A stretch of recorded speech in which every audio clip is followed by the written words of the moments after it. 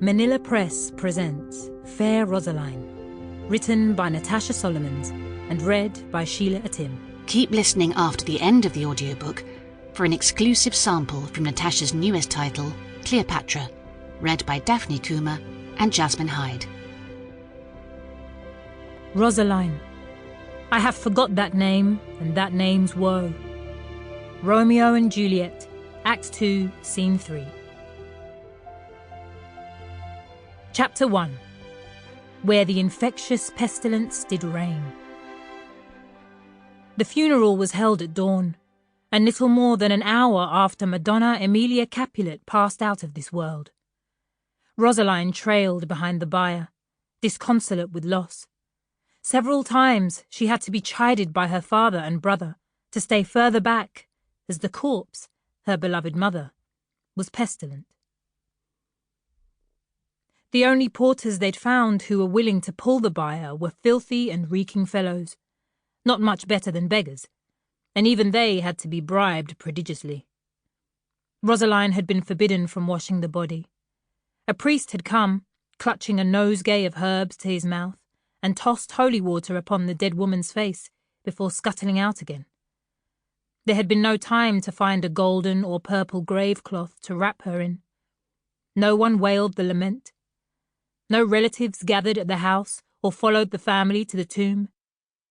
The mourning party was pitiful. The other Capulets and their neighbours cowering behind locked doors, sniffing posies and oranges studded with cloves to ward off the plague, or offering up frantic prayers and hasty confessions. Instead, there was only Rosaline, her father, who wept openly, leaning heavily on Rosaline's arm, and her brother, Valencio. "You deserved more," she murmured to her mother. One of the porters stopped abruptly to scratch at the fleas in his groin, fumbling and dropping the handle of the bier. "You oaf! You wretch!" roared Massetto Capulet, who would have kicked out at him if he hadn't feared that the man would drop the body entirely. Rosaline hid a smile. Her mother would have found it funny. She'd delighted in the wicked. 2 stray dogs had started to follow their pathetic little troop, perhaps in hope of scraps. She'd count them too, made the numbers almost respectable, even if the congregants themselves were peculiar. She would not mind the absent neighbours, hypocrites and liars all. Mamma had sent them birthing gifts and wiped their tears and their asses when they were babes, but she had not loved them. She loved me, and I am here. At this thought, Rosaline bit her lip hard to stop from crying, and tasted blood. The service in the family tomb was brief. The friar appeared terrified, eyeing the coffin continually, and rushed through the prayers, stumbling over his words in his haste.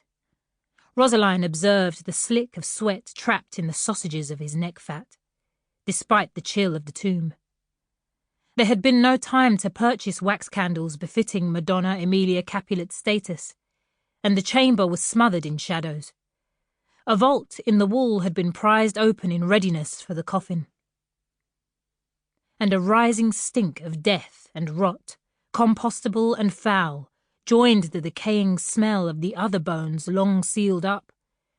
In the gloom, the waiting hole yawned black, a stairway leading all the way down to the underworld. Rosaline wanted to scream out, to cling onto her mother, much as she had clutched her skirts as a child. How could Emilia Capulet be lowered into that darkness? She would drown amongst those poisonous vapours, in that black well she could not see. She would be afraid. She must have a candle, but when it stuttered into darkness, what then? In truth, Rosaline knew that fear, pain and love were all beyond her mother now. She belonged here, amongst the ghosts of other long-departed Capulets. Rosaline became conscious of her father weeping and tugging at her arm, and felt a nag of resentment as she stroked his head to comfort him, as he rested it on her shoulder. Sample complete. Ready to continue?